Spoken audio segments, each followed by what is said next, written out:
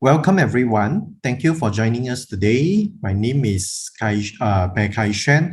I'm the head of programs and lecturers at the Department of Psychology and Counseling, Faculty of Arts and Social Science, University Tunku Abdul Rahman. I'll be moderating today's webinar entitled Self-Care of Caregivers of People with Dementia by Mr. Tay Kok Wai. Cognitive Health Series is jointly organized by the Malaysia Mental Literacy Movements in collaboration with the Department of Psychology and Counseling, Faculty of Arts and Social Science, University Tunku Abdul Rahman. Mr. Tay Kok Wai is currently a lecturer from the Department of Psychology and Counseling at the University of Tunku Abdul Rahman and practicing clinical psychologist at Pantai Hospital Ipoh. He holds a Bachelor of Social Science Psychology from Utah and a Master of Clinical Psychology from UKM. His research and clinical interest includes assessment and management of neurocognitive disorders, neurodevelopmental disorders, and mental health literacy. If you have any question, please type them into the chat box, and I will bring them up during the Q&A sessions at the end of this webinar. To all Utah students and staff, kindly sign in your attendance in the link posted in the chat box. Now, without further delay, let us turn the time over to Mr. Tay Kok Wai. Thank you so much for the kind introduction. Thank you and good afternoon, everyone. Welcome here to join me with quick about an hour sharing about what do we do as caregivers of dementia that we can do for our self-care. So once again, my name is Kok Wai, and let's talk about self-care for caregivers of patients with dementia. So first of all, why self-care? We are talking about patients with dementia here, and why are self-care important? Okay, so as what you can see in the slides, most of the times the caregivers for patients with dementia are in fact being described by the literatures and by the scientists as the invisible second patients. What happens here in day-to-day settings is like the caregivers are actually bringing the patient with dementia to seek support and professional advisors and services from various professionals, be it by geriatrician, psychiatrists, clinical psychologists, different therapists, etc. So the caregivers are always with the patient with dementia. Okay. However, although these caregivers have, I would say, a very near proximity with the professionals, their needs are in fact not being acknowledged, and they are not actually actively receiving any support from the professionals. And this is why these caregivers are reported as the invisible second patients. And what happened, or what issues or challenges or concerns that are being faced by these caregivers from overseas research and also for local researchers is they are actually suggesting that caregivers are in fact facing physical ill health, financial concern, social isolation, high rate of burden, and mental health concerns like anxiety and depressions. Okay, and looking here about the different factors contributing to the caregiver burden, if we can see here about the caregiver related characteristics, research suggests that it involves age, the workload be it by the caregiving workload or the occupational workload. The understanding of disease also play a role in about how the caregiver perceive the burden in taking care of a patient with dementia. The duration of caregiving has it been short or has been very, very long. And also two, which are very important that we are going to spend some more time to talk about today, which are the sleep disturbances and also about the relationship with the patient.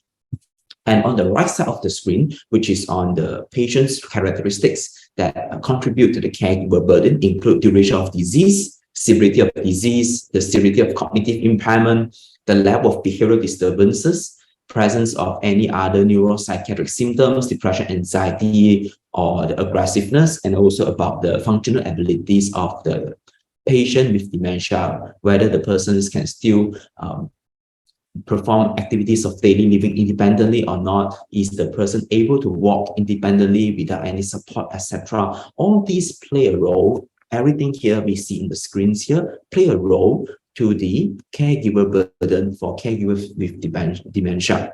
So understanding these other factors, and caregivers are in fact facing significant distress while taking care of a patient with dementia for quite some time. So in today's sharing, I would like to share a few strategies that caregiver can practice by themselves into how to reduce the caregiver burden. So first strategy, in fact, is about to reduce stress in everyday life. And the number one strategy that I would like to share today is in fact on relaxation. So relaxation as a concept, before we talk about practice, as a concept, it helps us to feel less tense. It might give us renewed energy. Relaxation allows us, which may make it easier to get some of our daily tasks done. And in fact, the strategies that I'm going to share during the sharing session here, in fact, they don't take much time. It may be about 1 to 2 minutes during every gap of our activities, and it can be done very fast, easy, and research shows that they can be very helpful and efficient. So first of all, is about the deep breathing. So deep breathing, I would like to just quickly invite you to do that together with me over the screen. So deep breathing involves strategies, a few steps. So first step is, in fact, we try to breathe in slowly, as slow as possible, and then try to hold it for 1 to 2 seconds, and then later we exhale it as slow as possible. I would say even slower compared to our inhalation. So for example, this is a wrong one. If you try to do the inhalation like this, slow, and then we just exhale very fastly, is in fact not deep breathing. So we try to inhale slowly. Let's do it together. Inhale slowly. Hold it for a minute or what? Sorry, not a minute, but a second or two, and then just slowly exhale. Okay, and while we do the deep breathing, try to minimize the movement of the chest and the shoulder, and try to let our stomach inflate and deflate like a balloon. So that's on deep breathing. On the second thing that can be very helpful for our daily life in reducing stress would be muscle relaxation. So I would like to quickly share you with 30 seconds versions of muscle relaxation. And if you find it helpful and you'd like to gain more exposure about muscle relaxation, there are quite a number of videos online that can guide you through maybe 3 minutes, 5 minutes of muscle relaxation. So muscle relaxation strategies that I'm going to share with you here today using webcam would be, first of all, the first thing about 10 seconds would be, imagine that we are going to squeeze some orange. So just hold your hand up straight, squeeze it as firm as possible without it getting painful or shaking. So for 10 seconds, like 1, 2, 3, 4, 5, 6, 7, 8, 9, 10. So that's 10 seconds of our hand muscle relaxation. Then the next 10 seconds will be on, imagine that you are driving, holding the steering, and then just pull your arm back as far as possible. And also for 10 seconds, 1, 2, 3, 4, 5, 6, 7, 8, 9, 10. Then that's 20 seconds. And the third one would be, imagine we are to support the ceiling. So just push our arm as far as we can, like this. 1, 2, 3, 4, 5, 6, 7, 8, 9, 10. Then relax. Okay, so that's 30 seconds. That's 20 and 30 seconds. And doing this from day to day while we are having some free times. Let's say we are going to fill up some water while we are waiting for the water to be filled up. Doing deep breathing and muscle relaxations can be helpful in taking some time for ourselves in reducing stress. Okay, that's the first strategies we can do as a form of self-care while we are taking care of patients with dementia. So next up would be about making time for pleasant activities. Okay, so as we understand, caregiving for a loved one with dementia can last a long time. And doing pleasant activities is in fact very, very important to help us to relax and in fact to continue to providing the care. So sometimes we might be the only one at home to take care of the person with dementia. So ask for help from friends or close family members to help us to take care of the people with dementia so that we can take some time for ourselves. And in fact, if it's affordable and available in your cities, professional care can be considered like homage services, etc. We can invite some of the home-based caregiver to come and to take care of our loved ones with dementia so that we can make some time for our own pleasant activities. So these pleasant activities, in fact, would be some of our hobbies, like going out for movies, going out for a nice tea, going out to have a walk at the park, etc. As long as we can find pleasure during these activities. And understandably, sometimes making times for our own self-pleasant activities can be a bit difficult to be arranged. So apart from just making time for our own pleasant activities, we can also try to arrange some pleasant activities that we can be done with our loved one with dementias together. So this is a case study adapted from the World Health Organization, their manual eye support for dementia. By the way, since I'm talking about this eye support for dementia is available online for free access that give us information about, for the caregivers, about the information about dementia. So if you're interested, you can go online and have a look about this manual. So let's look back to the case study here. So Joe takes care of his brother who is with dementia. So in addition to taking a nap while the sister takes care of the brother, so this is about taking time to do the pleasant activity. And for Joe's, it's about taking a good nap for himself. So Joe's also takes his brother out for walks around the neighborhood. His brother enjoys the walks and Joe's is also able to get some exercise and fresh air. So these pleasant activities that are done together can be helpful, not just for the caregivers, in fact, it's also helpful for the patient with dementia. So other activities, other examples of possible pleasurable activities include like listen to music, play a musical instrument, listen to or read stories, newspapers, articles, go out to eat together, cook and prepare snacks, watch birds of animals, look at old photos and just listen to stories about when and how these photos were taken, recall and discuss happy memories, sometimes based on the photos or sometimes just based on the real life events, and also have friends over to visit. Okay, it has been multiple times when I talk about this, making some time to do some pleasurable activities for ourselves. Lots of caregivers express that they are a bit hesitant to do that because they would actually, a lot of time, they will actually put the needs of the loved one with dementia in front of them.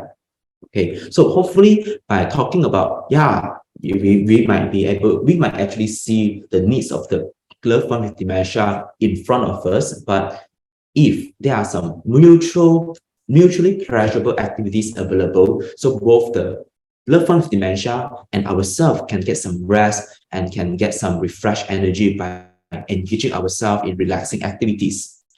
And a lot of times, when I propose that there are other activities can be done, some caregivers are in fact confused whether the loved one with dementia actually enjoy the activities or not. So here are some of the ways to see that how people show engagement. Okay, but first of all, it's very important to note that the engagement actually vary according to the person and the situation.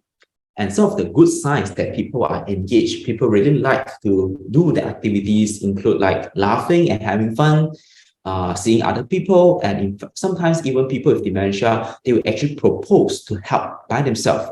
Let's say you are preparing some traditional dishes in the family and the recipe is the loved one with dementia actually are very familiar with the recipe, they propose to help. So these are some of the signs that, okay, our loved one with dementia are engaged in the activities that we are doing together.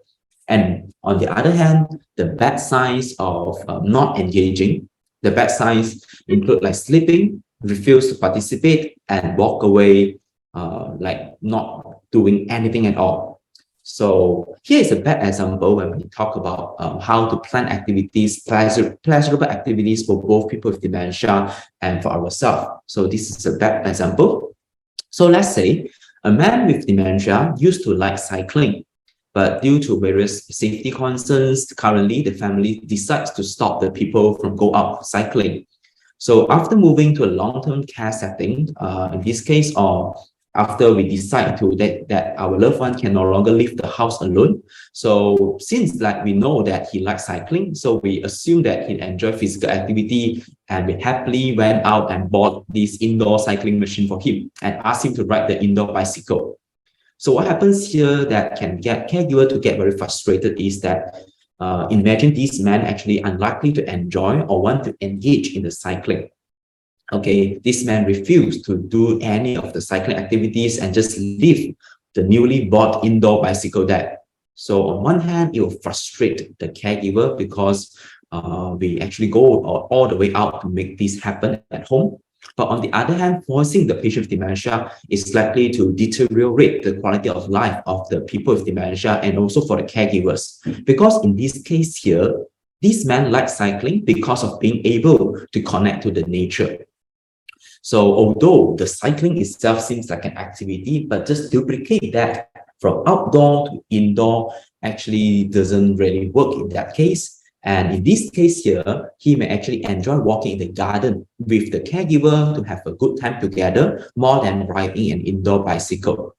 Okay, another example that would be very relevant in Malaysia context is that just imagine one man with dementia used to buy a lot of durians to go back home and share with the family members during the festive seasons. So very quickly, we might actually assume that, this old man like to eat durian. So when this man is later with dementia, the family members would actually buy durian, those done peeling, everything well packaged from supermarket and present to our loved one. I think he likes durian. But actually, for this old man, he enjoyed very much.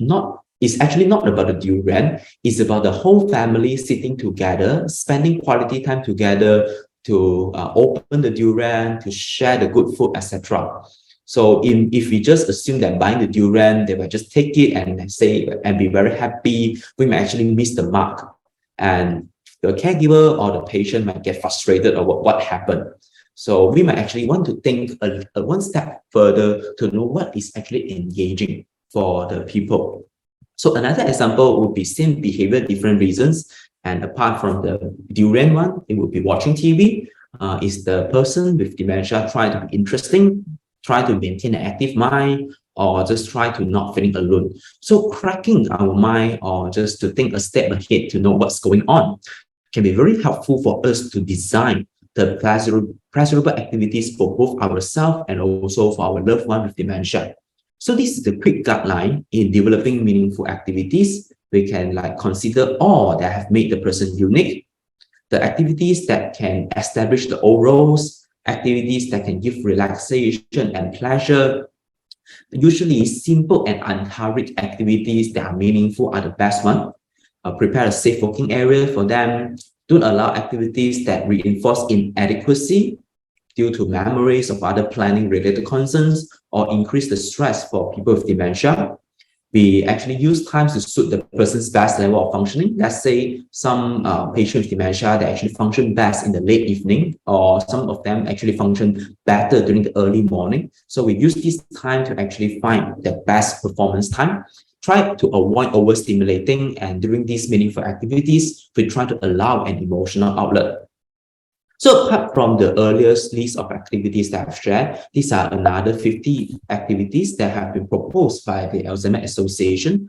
Later, there will be a QR link to download the slides available today. So I just quickly go through the sample list of activities here.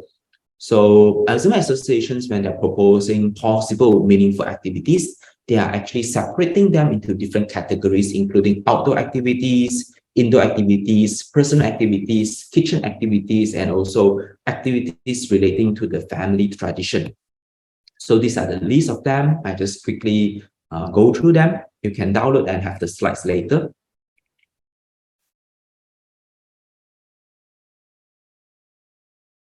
Okay.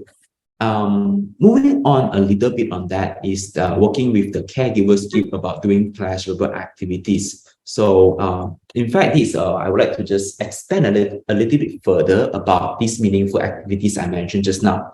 So if we move one step further, we're actually entering the realms of a therapy designed for people with dementia known as individual cognitive stimulation therapy, ICST.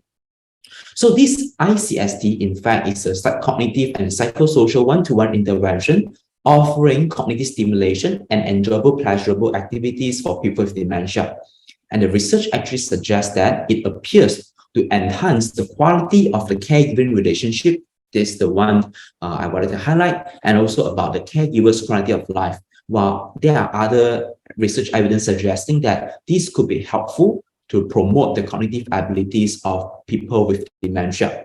So this list of sample activities in ICSD, according to the manual, include like, for example, here, look at old and new photographs of family members, of friends, and to generate discussion about them. Spend the time together in doing some creative work. Think of categories and list as many examples as we can in each category, like countries, colors, animals, things we find in blah, blah, blah, etc. And try to come up with solutions to common problems, like how to get a good night's sleep, ways to make new friends, and also advice to give to people like a newly married couple, a person starting their own business, and a person moving. If we see these activities from the ICSD, in fact, these activities are not too far different from some of the activities that we have mentioned here.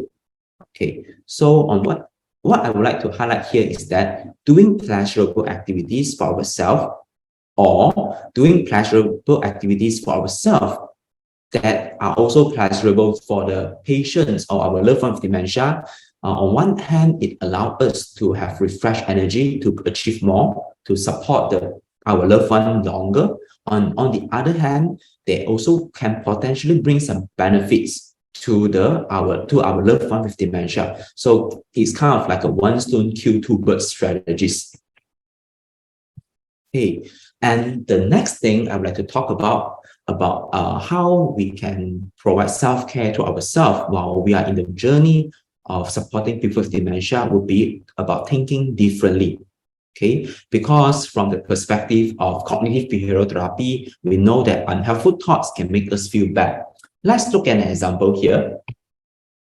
Okay, so this example here says that Alex actually take care of the father who is living with dementia. While he is at work, his colleague asks him if he needs to any help to take care of his father.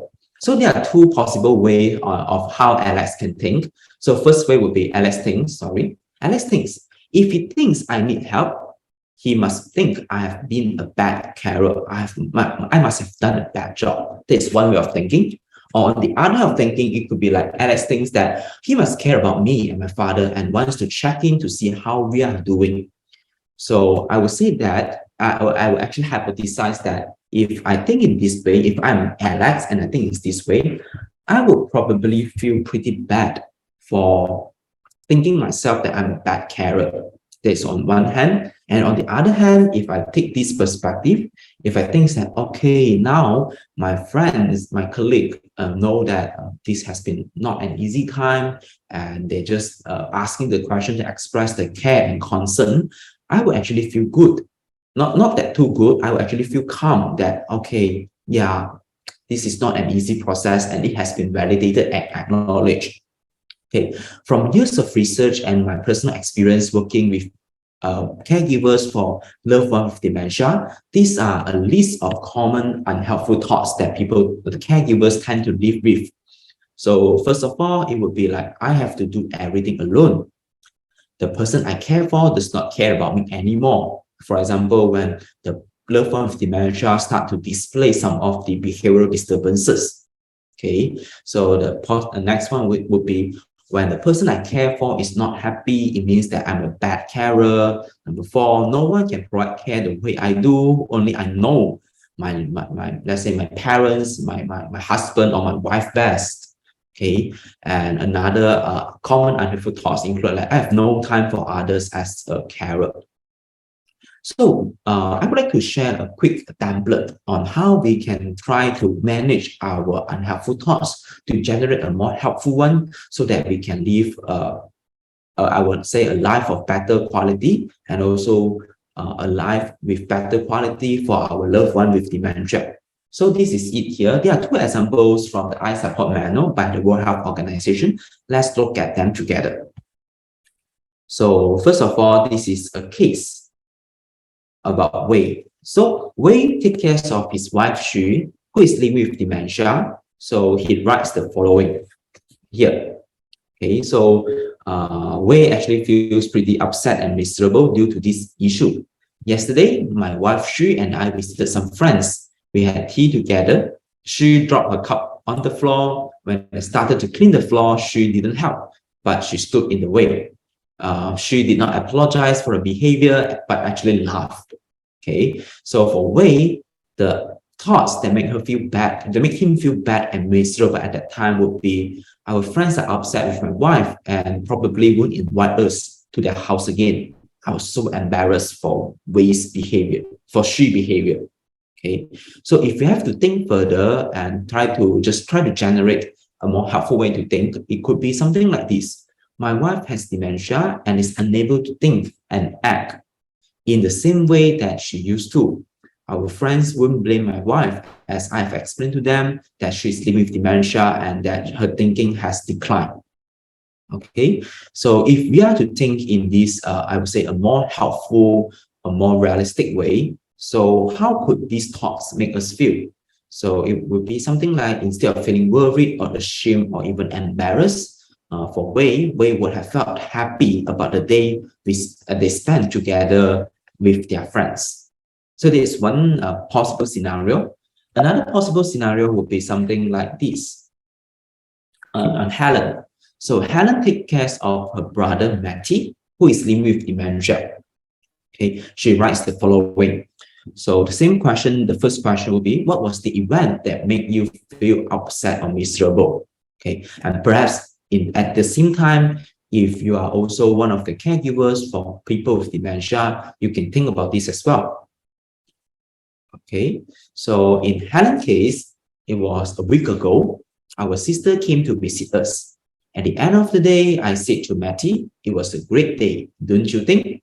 Then he said that he was not sure because he could not remember exactly what we had been doing. He said that he was tired and wanted to sleep. So for Helen, part of her unhelpful thoughts would be, nothing we do is worthwhile because Matty forgets everything. Everything is ruined because of the dementia. So I would say that in this case, if this is our thoughts that what we do is useless, what we do cannot change anything, doesn't matter anymore because eventually our loved one with dementia will forget. So yeah, I would say here, we will feel pretty upset or miserable. But in fact, what would be the more helpful way to think in Helen's case would be, even though he cannot remember what we did, I know that he had a great day too. And that is what counts. He smiled a lot today and kept saying how nice it was that our sister came. So when we look into these helpful thoughts, our new feeling would be, instead of feeling sad and miserable, Helen would have felt happy about the day they spent with the sister. When I actually preparing these slides, it reminds me of a case that I worked with quite some time ago, which is about an old lady who is also living with dementia. So there was a time that all her children came back to bring her to go to Genting Highland to have a short vacation. Okay, and during the session, the daughter told me that, perhaps the trip doesn't matter because eventually when the mothers actually came back to the home, the mother seems to forget everything about the Genting Highlands, just say that, hey, what happened in these few days, and and complain the daughter again why they didn't bring her for any vacations during their breaks. Okay, so the daughter were pretty upset and felt like, okay, what I did is useless. So I used the similar question to work with the daughter, and also I checked with the daughter what actually happened during the visit itself. And when the daughter tried to recall, the daughter remembered that the mother actually had a lot of good time while she was at Genting Highland. She smiled a lot. Her appetite was better than usual, and she talked a lot of things that happened between them when the daughter were much younger. So there's some reminiscence that happened at that time. So when the daughter, the caregiver in this case, recall about these moments when the old lady with dementia in Genting Highland, she has a new thought. She developed a new thought, which is here. So we have something very similar to here, that she knew that she had a great day too, and that is what counts.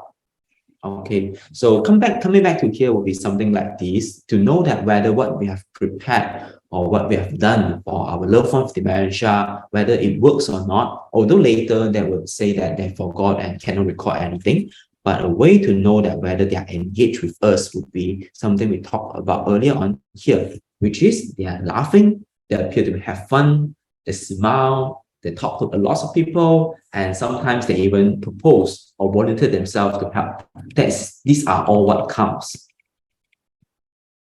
Okay, so another part, the number 4 thing that we are going to talk about here today is about the sleep. Okay, so a lot of caregivers of people with dementia, they actually complain that they do not get adequate sleep at night due to various reasons. So if you are a caregiver yourself, let's look into this checklist here to see if there have been any things that are known to make sleep worse, that are relatable or could be related to you. So there are a few things here. So first of all, it is on napping during the day.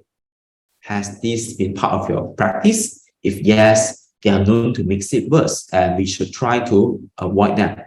So others include like watching TV in bed, or our today's version will be watching or using phone to go to YouTube, TikTok, or any video platform in bed. So others include like using a device with a bright screen in the hour before bedtime, consume drinks that contain caffeine like tea, coffee, cola, Mountain Dew, energy drinks, hot chocolate before sleeping. If possible, try to avoid any form of caffeine after 6 p.m. Drinking alcohol before sleeping also seems to lead to interrupted sleep. Eating heavy meals less than 3 hours before bedtime. And a very common one that happens to the people I work with would be staying in bed even if they can't fall asleep.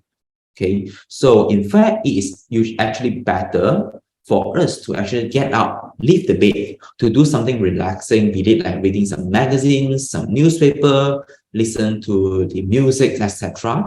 for about 10, 15 minutes, or we do that for let's say 5 minutes, then we feel sleepy again, then we try again. Staying in bed longer, even when we can't fall asleep, would likely to lead us to feel more frustrated and why I still cannot get to sleep. And the more frustrated we are, in fact, it gets harder for us to get to sleep. So this is a bit counterintuitive, but this is what happened. And going back to the old lady with dementia that I work with, she also experienced some of the sleep problems, and she was actually doing a lot of this. So when she actually stopped doing this, her sleep improved, and indirectly, the caregiver's quality of life also gets better because there is one less worry from the caregiver side. So as caregiver, these are some of the recommendations that are known to improve sleep. So first of all, it will be regular exercise. It is recommended to do at least 3 to 30 minutes per week. And the time of the day would be, it's best not to exercise 3 to 4 hours before bedtime. Okay. The reason being is that if we exercise 3 to 4 hours before bedtime, our body temperature would in fact gets a bit higher compared to the baseline. And when our body temperature is higher than the baseline, for some or for most people, it will actually make them find it harder to fall asleep. So try to make it 3 to 4 hours before bedtime and let our body have time to cool down. Okay. Secondly, would be on setting aside some worry time each day to write down any issues that have been bothering to us or concerning us. Then decide, let's say like we are offloading our worry on a piece of papers, so we can decide to leave the worries behind until tomorrow so that we can continue doing that tomorrow. Okay. The next things that they are known to improve sleep, like relaxation exercises. We do the breathings and also muscle relaxation, like what we mentioned earlier on. Okay, and also try to have a relaxing bedtime routine, like taking a bath or a shower, read a comforting book, and also the set conditions for sleep. Like make sure the room is completely dark, make sure our mattress and pillows are comfortable, and make sure the bedroom is in the right temperature. And also there are no disturbing voice or noises that goes on in the background that could disturb our sleep. Okay, so if you think you or your care ones actually need further support, apart from what I've mentioned here, and or your care one needs further support in terms of caregiving, we can look and talk to these professionals in Malaysia context. First of all, we have registered and licensed counselor. Their minimum academic qualification is their bachelor in counseling, and they have to be licensed and registered with the Lembaga Counsellor Malaysia. Apart from counselor, we can also talk to clinical psychologists. The minimum academic qualification is Master in Clinical Psychology. And also, very importantly, we can also bring our loved ones to visit psychiatrists to receive further medication-related medical support, because there are some medical intervention related to the dementia or the Alzheimer's disease diagnosis. Okay, and when we talk about how to look for these professionals, we can look for them in government clinics or hospitals, and there are some NGOs and private clinics to access where they are. Okay, and this is one more. I received some questions yesterday about the guilt and grief, and here I would like to share more about that. So, according to the questions I received during the earlier registration, and this has been part of the sharing as well, is that a lot of time the caregiver for patient with dementia that experience a lot of guilt and grief when they actually have to send their loved ones to go for the caring home, any form of nursing home or any care home. Okay, so before we go into how to overcome them, let's look into this first. So from a lot of qualitative interview with the carers, they will actually say that the guilt is often related to the belief that we should be able to provide the care for the loved one till the very end. And sometimes people with dementia might also have been making promise. Okay, making promise, either be spoken or unspoken promise to our loved one with dementia, saying that, okay, I promise I would not send you to nursing home. I will be with you till the end. Okay, and there would be sometimes after a caregiver decide, okay, they have made a final decision to send the loved one with dementia to the caring home, and when the loved one is in the caring home, okay, when we bring the loved one, decide to send the loved one to the caring home, and they are already in the caring home, sometimes people with dementia might show some seemingly improvement while being there, like they are able to take care of themselves better, and the caregiver would have second considerations about did they make the right decision about sending the loved one to the nursing home. And then they will sense that others are judging them, like, you make a promise, you shouldn't be sending your loved one to the nursing home, you are such a bad child, this is not a practice of filial piety. And another thing which can be the bad one for caregivers is that they feel like that when they're actually sending their loved one, be it the spouse or the parents or even siblings, to the nursing home, they have a sense of relief, and they actually feel bad for feeling relief after sending their loved one to the nursing home. Okay, so I would say these are very, very common. This can happen to lots of people when they are to send a loved one to nursing home. And in fact, if I'm to imagine that I am to face similar situation, I will feel the sense of guilt and grief as well. And now let's talk into about how to overcome this sense of guilt and grief. Okay. So first of all, About this sense of guilt and grief, I would like to firstly highlight that these are normal reactions, and where these reactions come from, in fact, they originate from the love and care that we have for the person that we really, really, really love.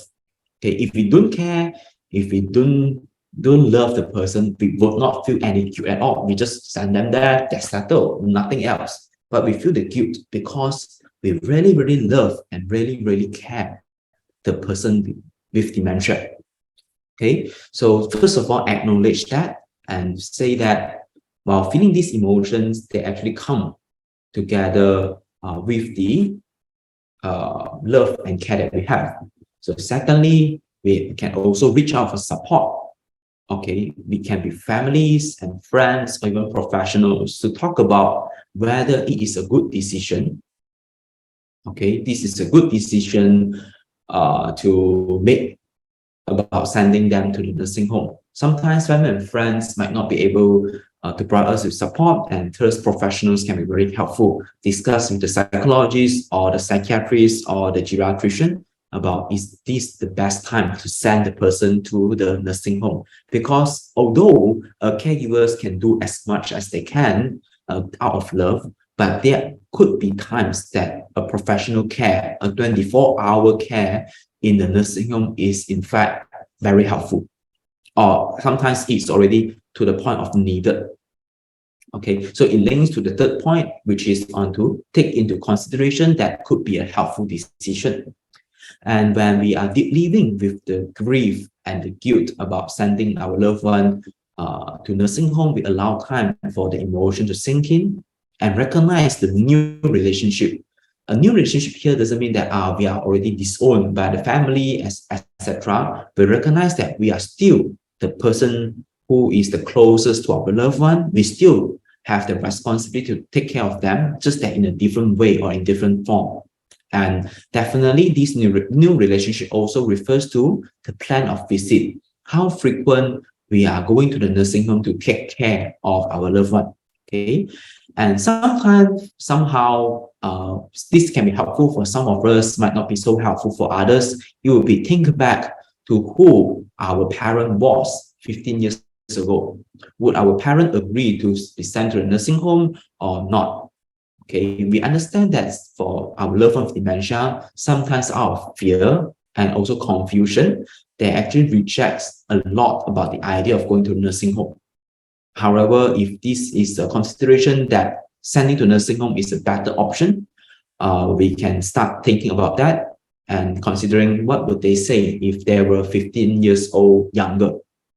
Okay, and to a certain extent, we don't have to go so far into the all or none decision, like you spend all your time at home so that I take care of you, or I just send you to the nursing home so I don't take care of you. In fact, there are some middle ground solutions. For example, in Para, Ipoh, we do have this daycare center that we can send our loved one with dementia to be well taken care of during our working hours, so that the caregivers do not have to neglect their job. So from 8 to 5, during Monday to Friday, the patient with dementia can be sent to this daycare center so that they can have different kind of activities, cognitive stimulating activities there, to have to meet other people with similar condition, etc. And then as caregiver, we pick them later the day after the work or after we have our own me time doing our things. So apart from this daycare center, like something that I mentioned earlier on the homepage, this also could be possible. Okay, so this is in fact, let me go to this here. So these slides actually talk about all the different useful resources that we can refer to go for what kind of daycare centers, what kind of facilities or service available in different states. So, and this is the QR code for the download of all the slides of the day. So thank you so much. I prepared a 45 minutes content and leave the remaining 15 minutes for Q&A session. So here we are in the 2 p.m. 2:15 mark of the day. So questions, anyone?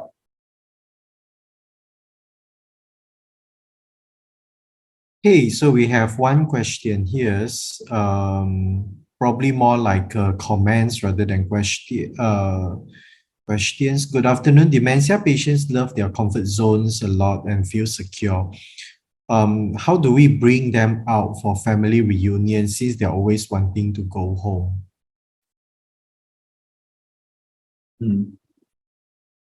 Okay, I think this is how do we get to bring them out for family reunion? Okay, I think there could be a lots of possibilities that they refuse to go out. Some of the thing I can think of from my own cases would be some of them prefers to go home due to physical frailty. They have difficulty in terms of walking and they refuse to use wheelchair out there because of fear of being judged by others.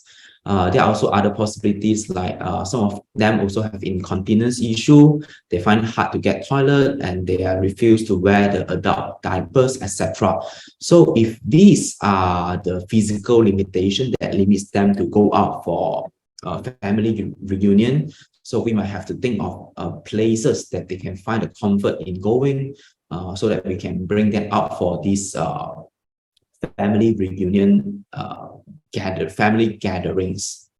And in fact, if we are going to talk about the quality of life for patients with dementia, so sometimes it could be helpful to bring the family reunion to them, like go to their house, get them engage them in the activities, etc.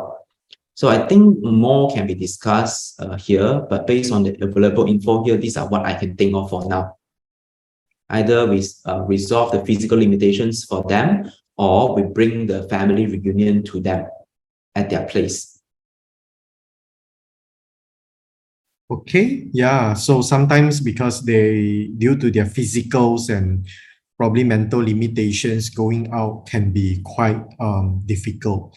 I was just wondering, would some forms of social stories kind of thing would be helpful for people with dementia while preparing them to meet others people reunion? What do you think?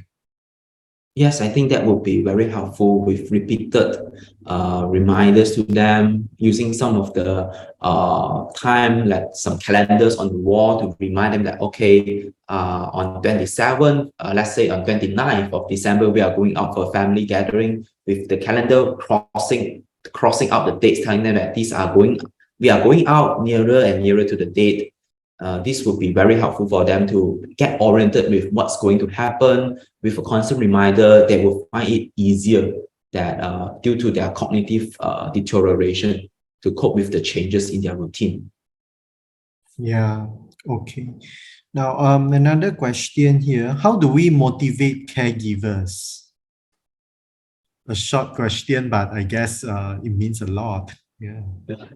I would say first question that pops up in my mind upon hearing this question is motivate caregivers in terms of what? Okay, let me just try to answer that in a general way. And in case I think this question is from Yan Lim, so in case I miss anything out, please let me know.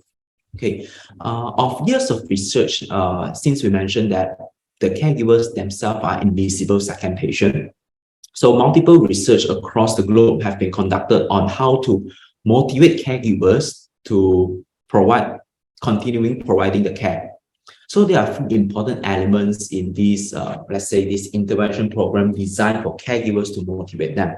So first of all, it is about the psychoeducation about the dementia itself. The caregivers in fact need to know a lot about dementia itself, how it progresses, what is expected, what is not expected, about the symptoms of dementia. And secondly, is about knowledge about how to handle different situations. Let's say when the patient with dementia refuses to go to take bath, when the patient with dementia keep asking the wrong questions or keep repeating the wrong facts, do we correct them or do we leave it alone? So these are lots of confusing things for the caregivers to handle and to take care of.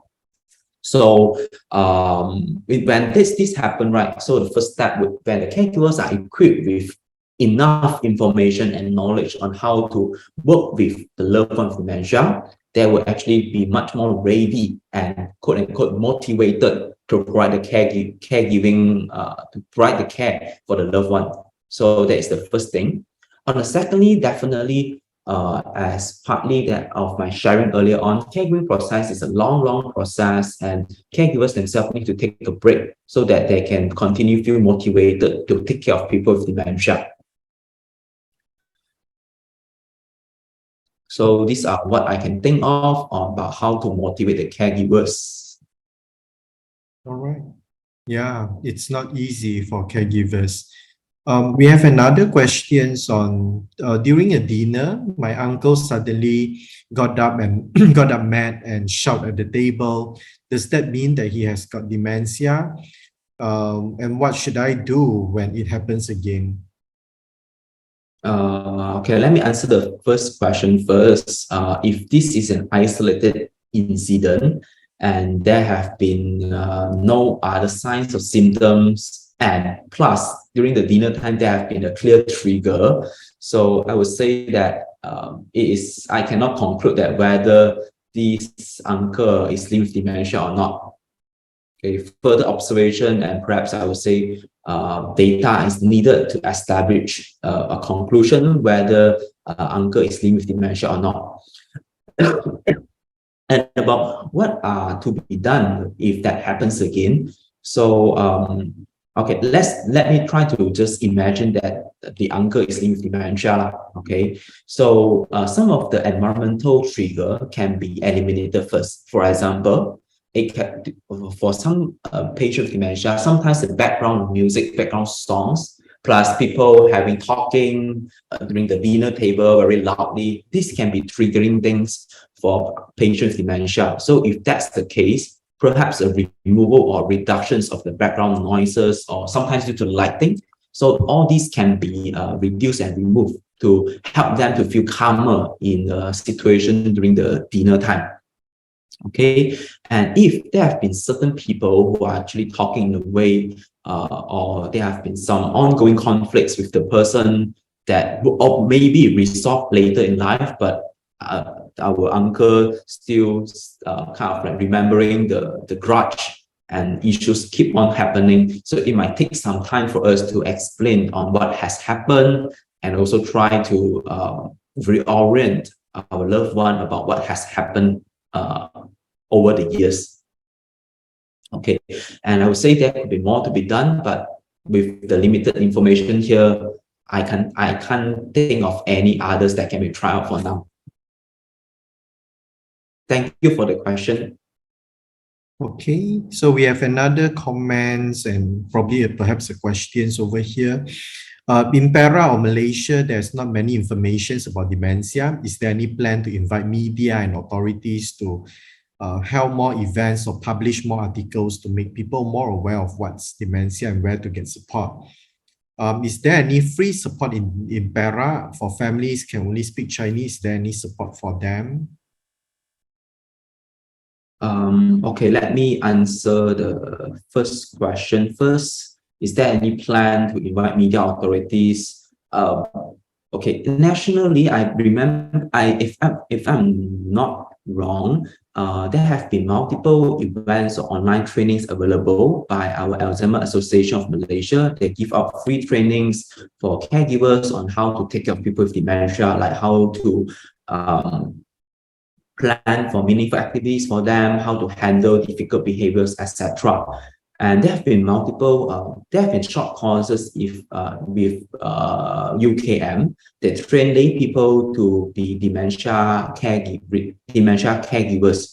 So there are efforts on that, but definitely I agree with you that more efforts or more articles need to be pushed out to make people more aware about what dementia really is.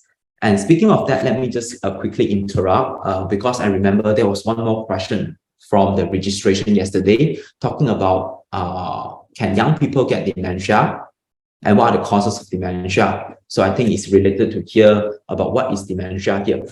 So let me answer that question first. So according to the published articles and research, young onset dementia, which usually means that dementia happens earlier than 65 years old, are uncommon but still possible. And the youngest recorded cases of early onset dementia was around 30 years old. Okay, and in fact, due to this disease, young onset dementia is very, very uncommon. So a lot of time it might lead to misdiagnosis or other possible complications. And to answer what dementia in our today's context here, and in fact, when we go for online articles reading, we usually equate dementia as Alzheimer's disease, because Alzheimer's disease is in fact the most common cause of dementia. But however, if you're looking into the medical terms of dementia refers to the deteriorations of the neurocognitive ability of our cognitive ability, and dementia can be triggered or dementia have many causes, including apart from Alzheimer's disease, it could be due to stroke, it could be due to traumatic brain injury, it could be due to Parkinson's disease, frontotemporal dementia, and many, many more. Okay, so yeah, I've answered the earlier registration question. So continue to answering question here, where to get support. I think in the slides I have just shared the useful resources. Let me share the slide again.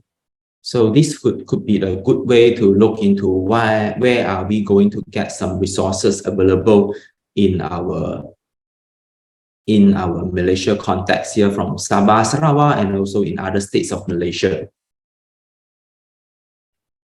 Yeah, so including Perak that you have mentioned, please do contact Perak Dementia Society. That they are quite actively they are running a daycare center, as well as quite numbers of talks, seminars, and training for caregivers. So if you are talking about free supports, yeah, what I can think of is if your loved one is seeing a psychiatrist or a doctors, please do consider to get if you are living in Ipoh in Perak, do consider to get some support to Clinic Mentari. They do have a daycare center kind of things, and probably some supports will be available at Clinic Mentari. I think Kok Wai shared out Mentari earlier as well. Yeah, didn't really talk about that, just the slides. Yeah, but unfortunately, a lot of these resources are in English or in Bahasa Malaysia lah. So you are right that those families who can only speak Chinese, speak Mandarin, the support resources are quite limited. The good news is if you are aware of Utah's TCM Center, Utah Traditional and Complementary Medicine Centers, they are actually planning to organize a dementia awareness week somewhere around February after Chinese New Year. So I have just posted up the TCM Center's Facebook group, Facebook page. Please follow the page, and then once they decided the activities, they will announce it in the Facebook page. So there will be 1 week of Dementia Awareness Week that will be conducted in Mandarin, in Chinese. So hopefully that will reach out to the Chinese populations, the Chinese-speaking populations. We have a few more questions here. Is there any help to slow down dementia? Does taking selenium or other supplements help? Thank you. Okay. There are some possible ways to slow down dementia, okay, including like cognitive stimulation therapy I mentioned earlier. And there are some supplements or medications that have ongoing trials about whether these can slow down dementia or not. Okay. However, I do believe that a lot of time this is on very case-by-case basis. So sometimes some supplements might not be suitable for everyone. So I would suggest that talking to a geriatrician, psychiatrist, or a neurologist would be better to discuss the possible pros and cons of taking any form of medications or supplements to slow down dementia. Now, but there are something can be done, be it to slow down the progressions of the dementia symptoms, or to improve the quality of life of our loved one with dementia. Yeah, so mainly I think Kok Wai has mentioned it very well that supplements are not there are lots of studies on supplements that's going on, but not many evidence yet lah. Many people found that this sometimes some studies say yes, it helps a little bit. Other studies say no, it doesn't help at all. So yeah, there's still it's an ongoing research areas. However, we know that medications and cognitive stimulation therapy probably helps to slow down the progress of dementia, as mentioned earlier on. And yeah, do talk to your doctors about this and discuss further. Mm. Yes, and sometimes very importantly is also to manage the blood pressure and also the glucose level of a loved one with dementia, because we want to prevent any form of cardiovascular accident like stroke or heart attack, anything, because studies have concluded or find pretty strong evidence to say that if those happen, it will further accelerate the progressions of dementia. So those need to be well taken care of. Yeah. We have one comment over here. My father probably had signs about 10 years ago, but because of lack of knowledge, we missed the chance to seek early treatments. Why we miss the chance? Because we do not have such knowledge and lack of authorities and media involve all the efforts. This is just my opinion. Hope more families can seek for help as possible. Strongly agree with you. We need more. I think a lot of in our society, our community, a lot of people think that forgetfulness is part of aging. It's normal. We just miss it, but actually it's not. So it is probably important to get early help. And we probably, a lot of our seniors, our parents, they are getting their blood tests on an annual basis every year or every 2 years. But we seldom think about, during this body checkup, we seldom think about, we should probably also have a cognitive check, a cognitive health check. So I think it's something that we should look into. So when your parents, when your seniors, family members are having health check, do consider to include requests for dementia check as well, cognitive health check as well. Can Malaysia involve in the trial of new treatment? Yes, Malaysians are actively involving. Most of the trials of the new medications, new treatments are running either under university-based hospital or government hospital. So, so if you are receiving treatment from private, it's very rare, very unlikely that you would get an opportunities for those trials. Is that correct, Kok Wai? Yes, that's what I'm aware of as well. Usually in private settings, little trials were there. Yeah. Well, people don't usually people don't usually send their their loved one to a private centers. You pay very expensive medical cost for treatment that trial. What that? Yeah, to become a guinea pig. So probably government hospital and university-based hospital have more opportunities of trials. It's 2:33 now. I think we have actually overshot the time already. Right, Mr. Tay, is there anything else that you would like to cover before we wrap up? Maybe there's one more questions over here. I see. Was there a sign link and also about this overseas came up with new medicine? About the medicine, I'm not aware of that. I'm not too sure. Do you aware of that, Mr. Pei? FDA actually approved a new medicines I think few months ago lah. But that was also under a lot of controversials. I don't think Malaysia would have that very soon. Probably it will take a few years to arrive at Malaysia. And also when FDA approved that medications, there was lots of controversies surrounding it. So they perhaps they have to resolve the controversies before they can come to Malaysia. Okay, so thank you very much for everyone joining us today. Hope you would be, and a great thank you to Mr. Tay for this insightful webinar.